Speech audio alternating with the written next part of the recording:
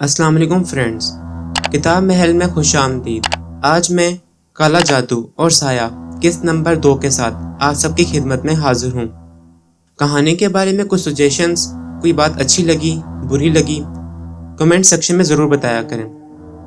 آئیے کہانی کی طرف چلتے ہیں۔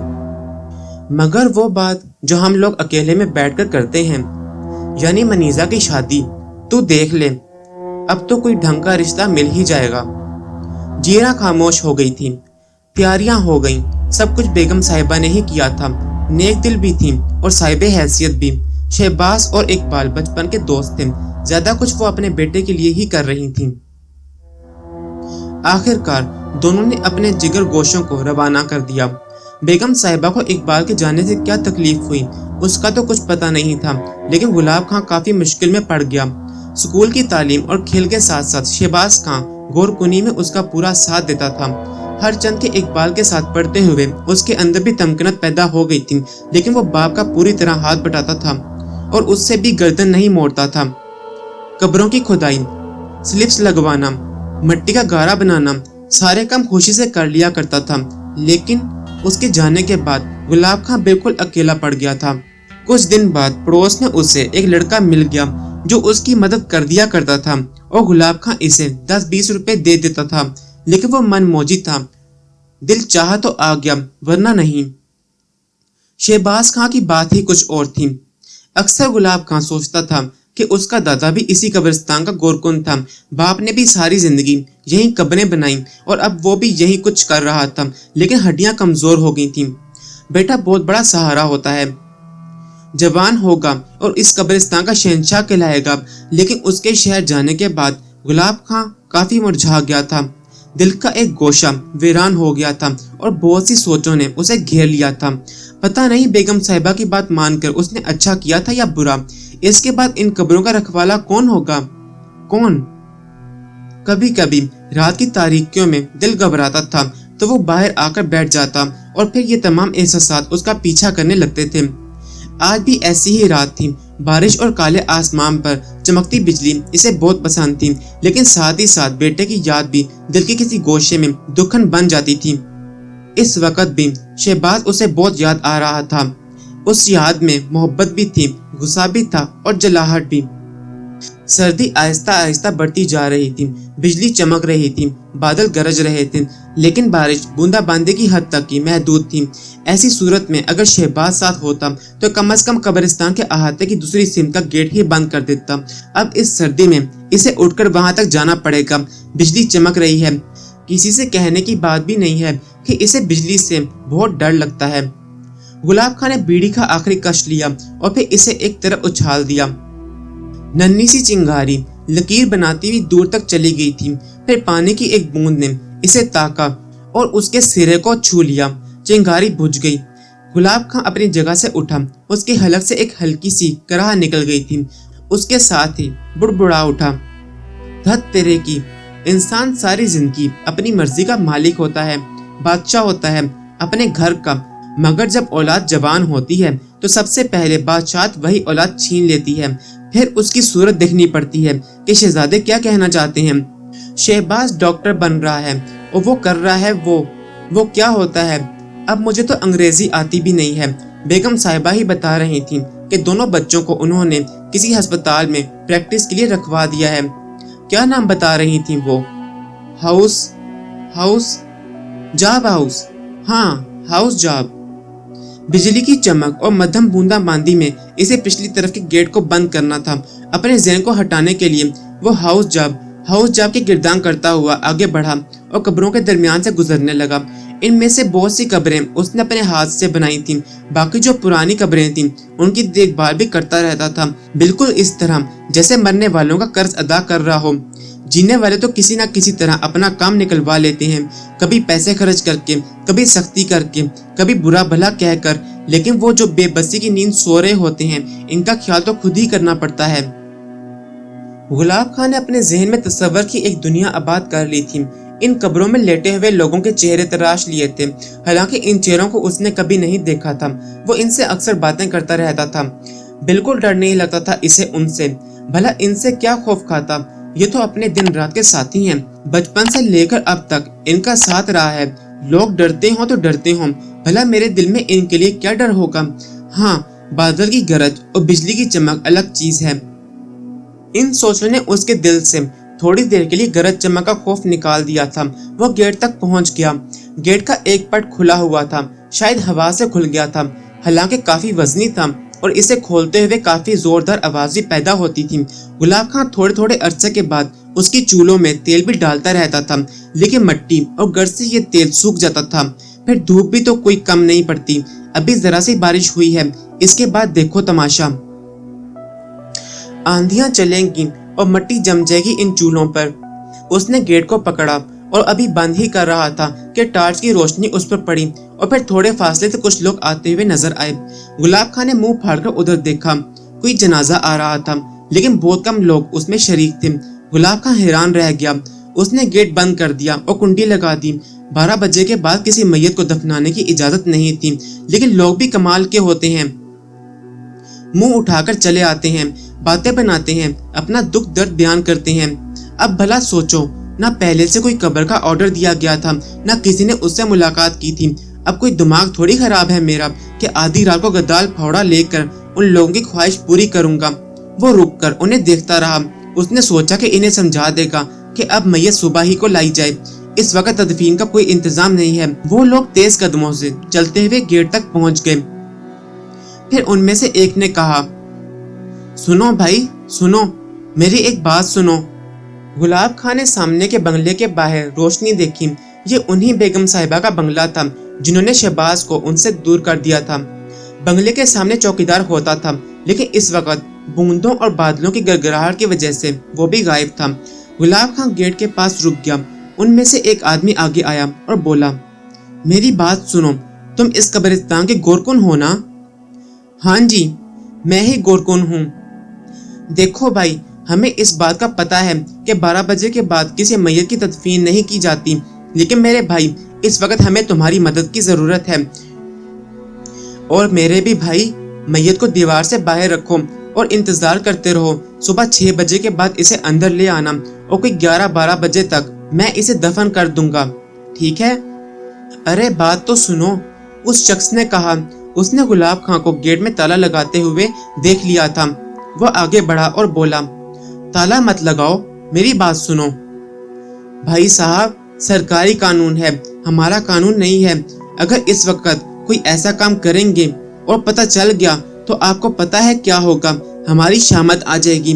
फिर जो मौत का रजिस्टर होता है ना, इसमें हम कौन सा दिन लिखेंगे? भाई जी, इस वक्त तो हम माफी चाहते हैं। देखो गोरकुन, मेरी बात सुनो, जिद मत करो। कानून तुम्हारे साथ है। मुझे देखो और पहचानो, मैं पुलिस ऑफिसर हूँ। मेरा नाम इंस्पेक्टर फरजंद है और हमारे साथ ये मजिस्ट्रेट साहब भी मौजूद हैं। अब तुम सोच लो, अगर तुमने इलाके के पुलिस अफसर और मजिस्ट्रेट की बात ना मानी तो तुम्हें पता है तुम्हारे साथ क्या होगा। मैं तुम्हें यहाँ से घसीटता हुआ ले जाऊंगा, रात भर थाने में रख कर मारूंगा। अरे साहब जी, आप बिला वजह हमें धमकी दे रहे हो। आप बेशक पुलिस वाले होंगे और ये जज साहब होंगे, लेकिन कानून तो आपका ही बनाया हुआ है ना।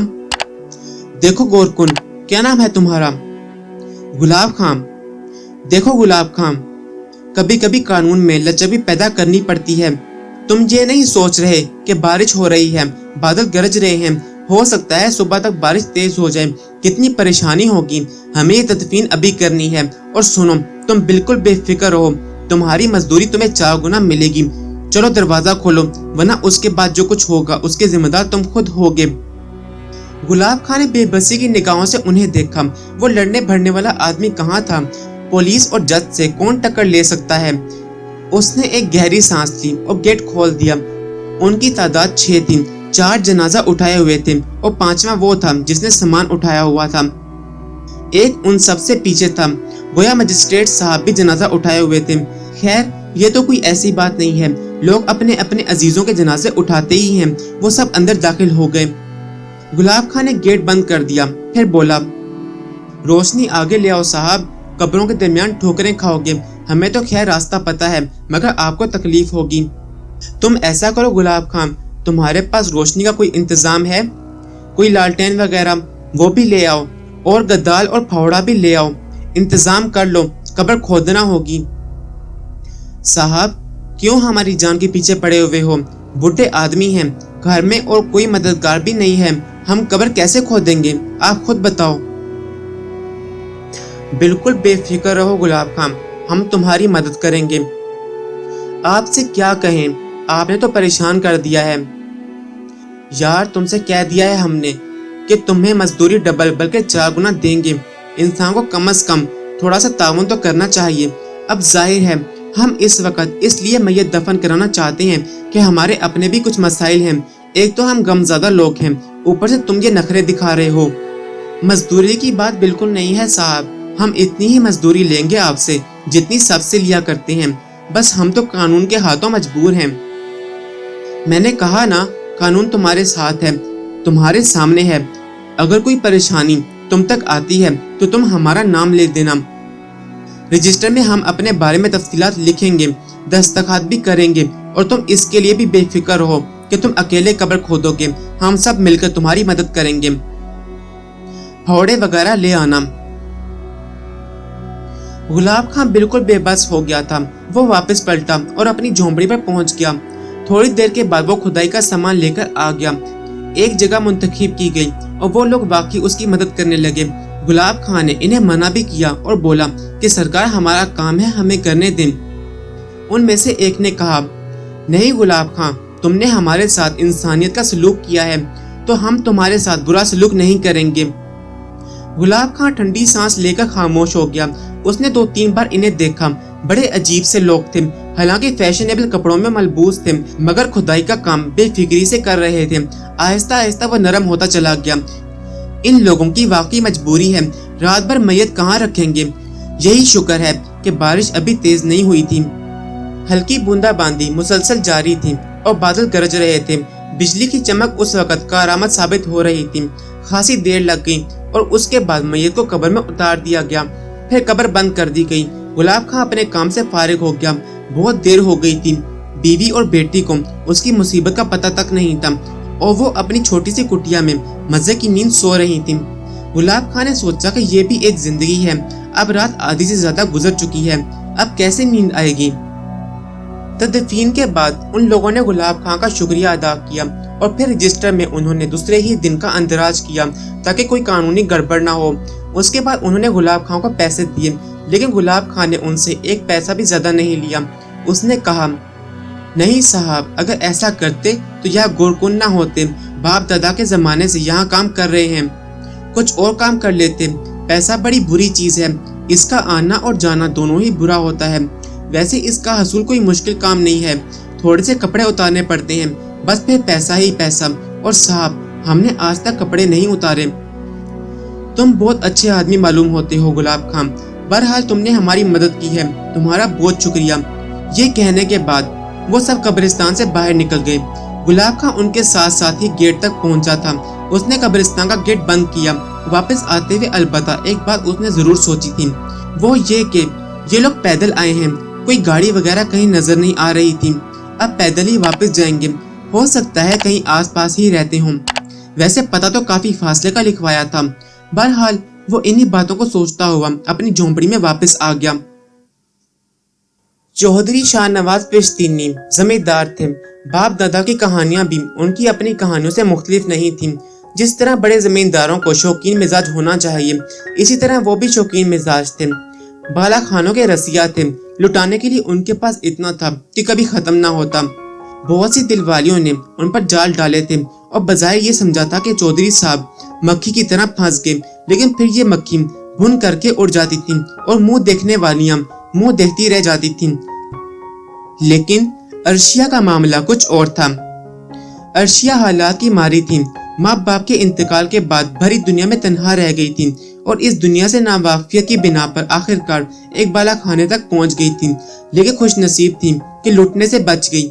चौधरी शाहनवाज ने उसे देख लिया और कुछ इस तरह बेइख्तियार हुए कि उन्होंने इससे शादी का फैसला कर लिया। तरीके हजार थे।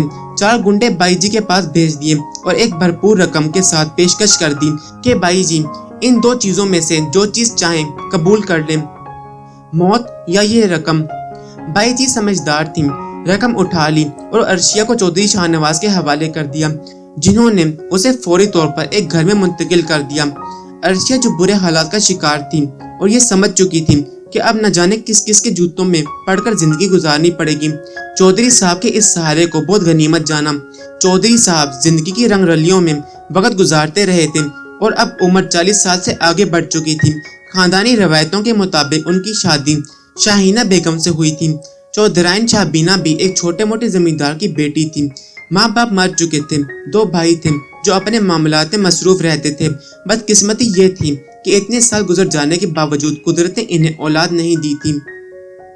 चौधरी साहब की बेएतानी की तो आदी हो चुकी थी, लेकिन औलाद से महरूमी ने इन्हें बहुत ज्यादा दिल बर्दाश्त कर दिया था। पहले अच्छे खासे मिजाज की मालिक थी, लेकिन आहिस्ता आहिस्ता मिजाज बिगड़ता चला गया था। अक्सर चौधरी साहब से झगड़ा भी होता रहता था। शाहीना बेगम को मालूम था कि चौधरी साहब के मुशागिल क्या हैं। चौधरियों की ऐश परस्तियों का इन्हें इल्म था, चुनाचे परेशान रहती थी।